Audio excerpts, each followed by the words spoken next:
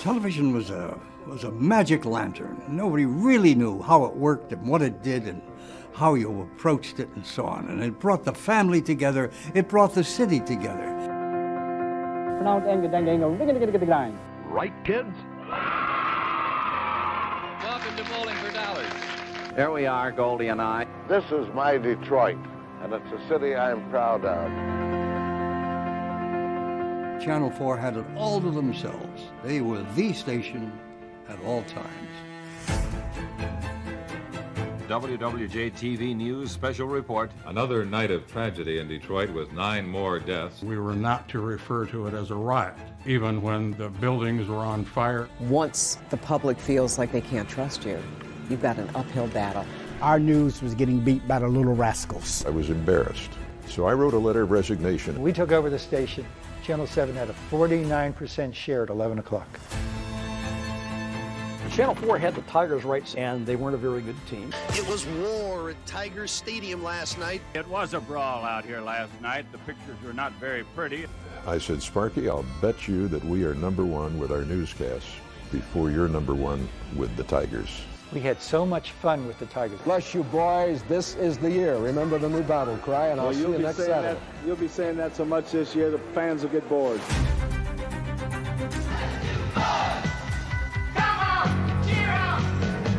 Our ratings started to go up. Your ratings started to go up, and here in a couple years, we became, world champions. And there it goes! Carmen was Detroit. Mort wasn't. I was getting beat up really badly in the press. This thing has become like a soap opera. I can hardly wait to see tomorrow's edition. The chemistry was right. Carmen was accepted quickly by the audience, and she and I had an immediate good rapport. Do you remember the talks in Hamburg? Yeah. Sure. Way before my time. I kind of humanized him a little bit, brought him down a couple of pegs, because he was up there really high, I'm proud of the way we built this station, brick by brick. What you got to show if you don't try? Why don't you go for it? Go for it caught the energy of the city. WDIV launches its search for a new singer. Nearly 500 people turn out in the rain. Why don't you go for it? I was just excited to be a part of it, really, because I believed it too. I thought it was a great idea. At that era of the station, go for it was really more than a marketing campaign. It's what we had to do. Let's go for it. Whatever it is, we're going to go and hope it works. And that song is still in my head. What you gotta show if you don't go?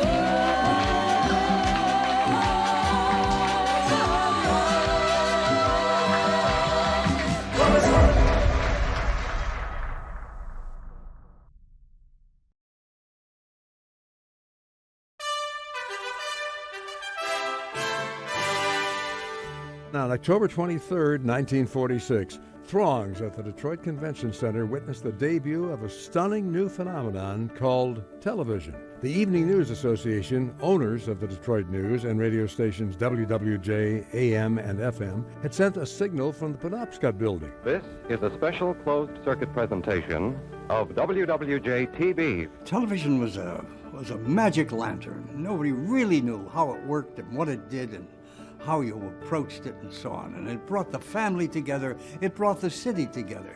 And Detroit's population peaked, I think, in 1950 at 1.8 million. It was thriving and vibrant. You got more African Americans owned a house in Detroit than any place in the world. Ford Motor Company brought people up for minimum wage and allowed them to buy homes. We had the largest black middle class than any place in the country. Television was a big thing. It was an amazing thing. WWJ, Detroit's first TV station, was one of only 10 in the entire country, even though fewer than 1,000 Detroiters even owned, no less understood, anything about a TV set. For better television, television should be viewed in a softly lighted room. For good, clear reception, rely on a trained television technician. If your signal is weak, your television technician's specialized knowledge may solve your problem. WWJ-TV built spacious studios, staging areas, and a control room, and started coming up with ideas. Televising sports made sense, and Channel 4 was the first to show Tigers, Red Wings, and Lions games. Crowds, music, color, and excitement. Who doesn't enjoy a football game? That is, if you're one of the lucky ones who can get in.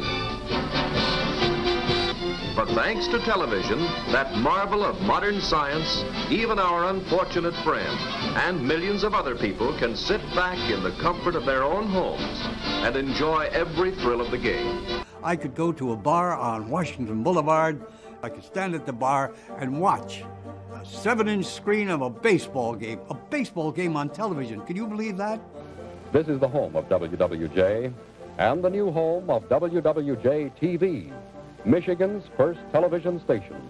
Some broadcast days, we exceed 7 hours of live programming. Meet our news staff. I'm James Clark, newscaster. We feel that a man at a desk reading bulletins is too static. So we vary the background to give the illusion of movement from place to place.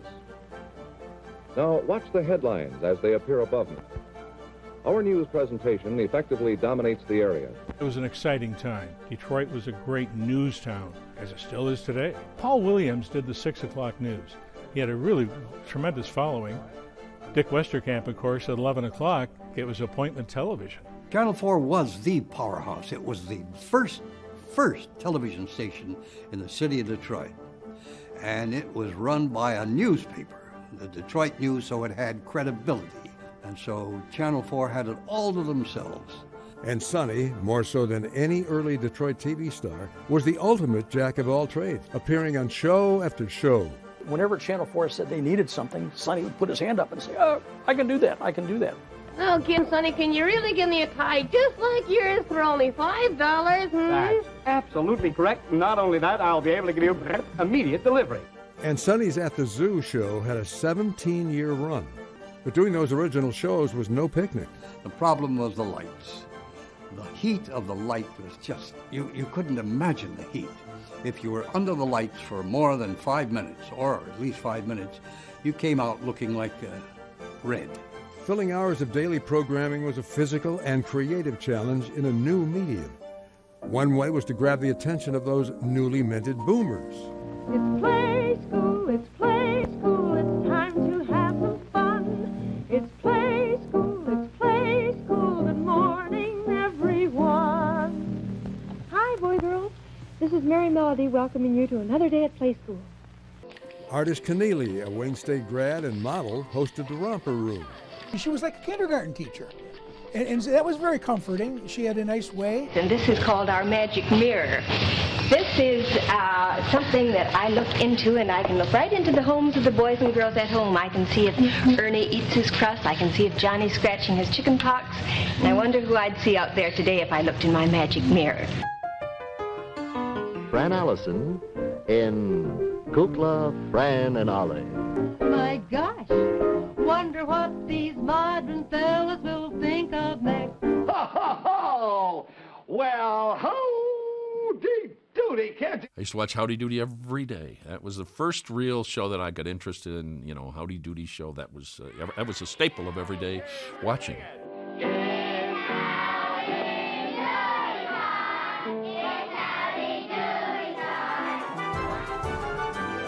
We do a lot of kidding.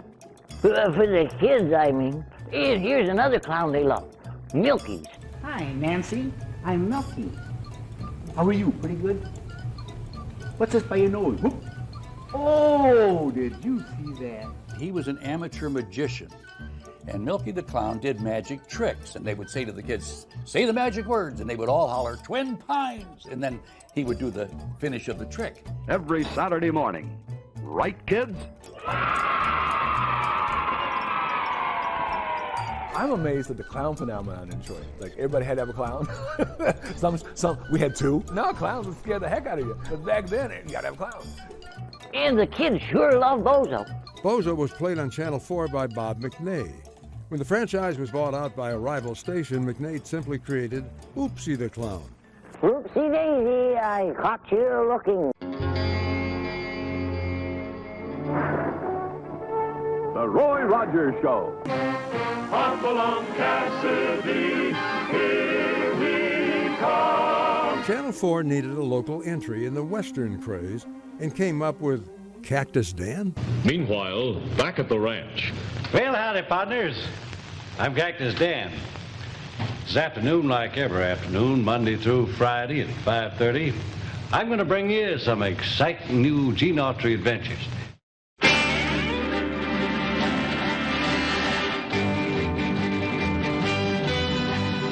Bonanza ran for 14 years on NBC and was the #1 show from 1964 through 1967. All the while, Channel 4 was developing homegrown stars.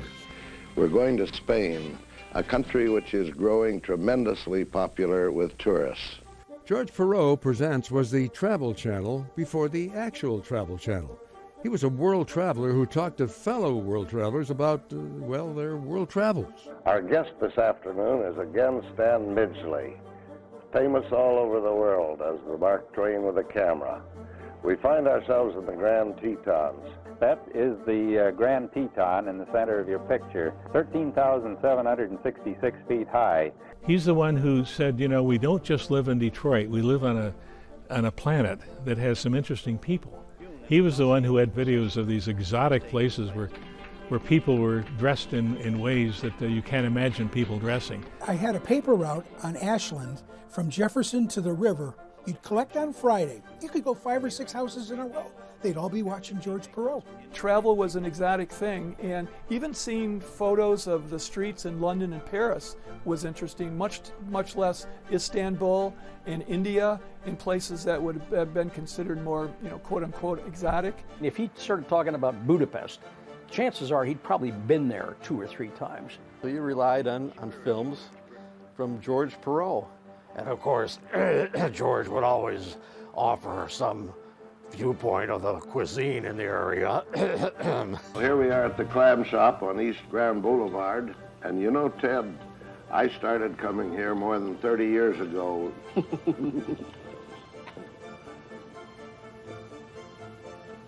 Very good. He was going to take us to the different places to show us the best place to go for a steak, the best place to go for seafood, etc. And so we went around to 7 or 8 places. And we took bites, and he ate the whole meal, every plate.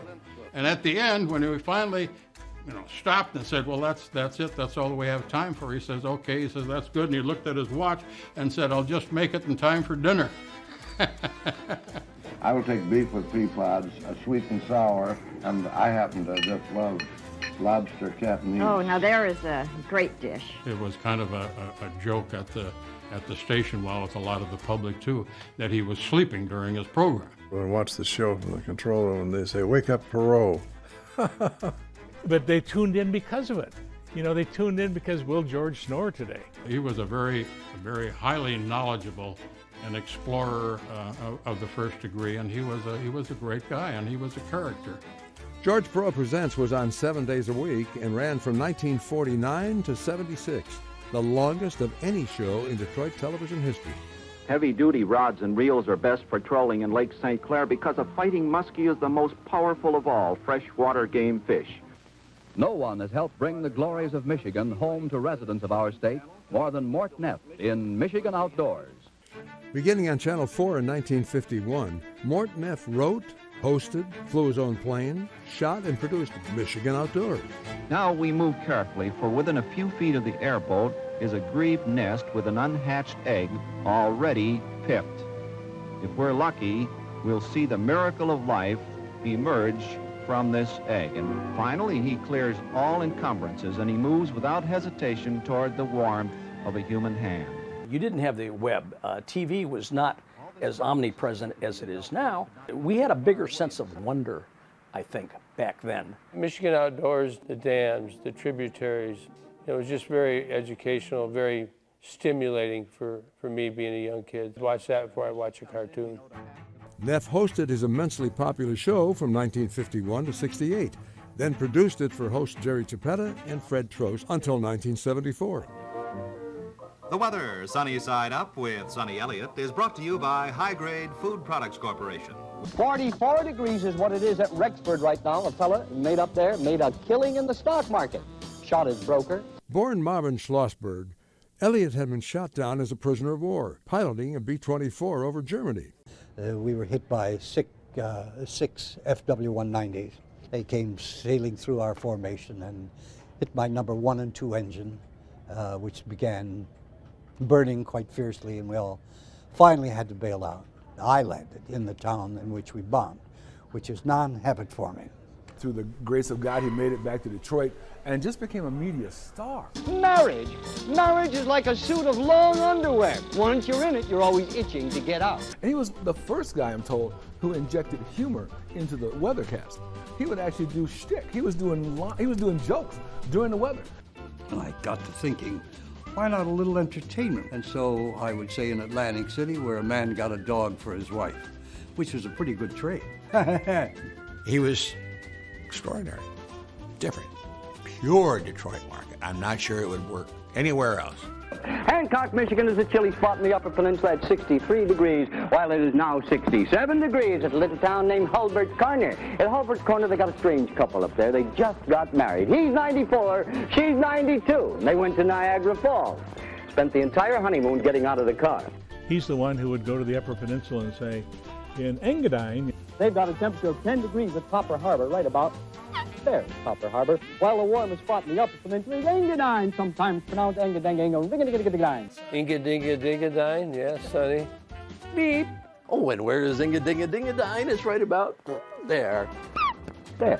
he gave people an idea of all these little dinky towns in Michigan that no one else are talking about. Throughout the state of Michigan, skies are clear, that's what they are. The temperatures are cool, combination of clear and cool weather. The temperature's somewhat on the chilly side. Combination of cloudy and chilly kind of weather is what it is. Sonny Elliott was quick and witty and charming and beguiling, and people loved him. He had been through a lot in life, so I think Sonny gave himself license to enjoy life as he pleased. In the time, it was original. It was so different. You could be up one day in TV and gone the next. For him to have that kind of longevity, just phenomenal. Sonny Elliott informed and entertained Channel 4 viewers for 33 years. Another Channel 4 star didn't travel or fish and never joked around.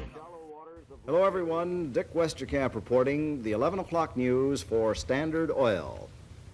This is the latest on Detroit Tonight. When it came to TV news, WWJ all but owned the franchise, led by its number one anchorman, Westerkamp. Early today, gale winds, sometimes reaching 70 miles an hour, whipped the shallow waters of Lake Erie into destructive tides that flooded over 100 miles of shoreline of Michigan and Ohio. He was king of the hill for a long time. There was a period of about 10 or 11 years there that I had ratings for my newscasts greater than the sum total of my opposition. We have Michigan's finest broadcast news staff. WWJ News is especially proud of our 11 o'clock news with Dick Westerkamp. Even if he was reading about the 4th of July parade, it was deadly serious. The Detroit News was a very powerful institution at the time. Until the mid-60s, Channel 4 and the Detroit News were the voice of authority in Detroit journalism. On the air, he committed a lot of sins, and there was always kind of a debate as to why he was number one, why we were number one. We said we were number one because we had the biggest news team and the best news team. And other people said, well, it's because of Westerkamp. And one time he dropped his script. He bent down to pick it up. And of course, the screen went blank. News was so different in those days. That was an explosion. The man who reported it on WWJ-TV's 6 o'clock news was newsman Ben Marshall.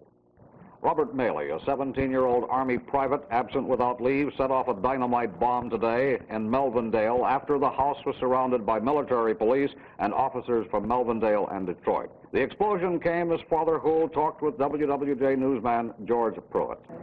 What did you ask him to do? I asked him to put the bomb down and come on downstairs. Putting pictures to news like the bomb story was a major headache and expense. It used to be so tedious, so onerous to produce a newscast because the film had to be brought in and had to be processed. You had to throw it in this vat and let it marinate. And then you had to go in and clip it and splice it and put it. I mean, it took forever. By the mid-60s, Channel 4 was also dominant for reasons that went beyond its superior news presentation.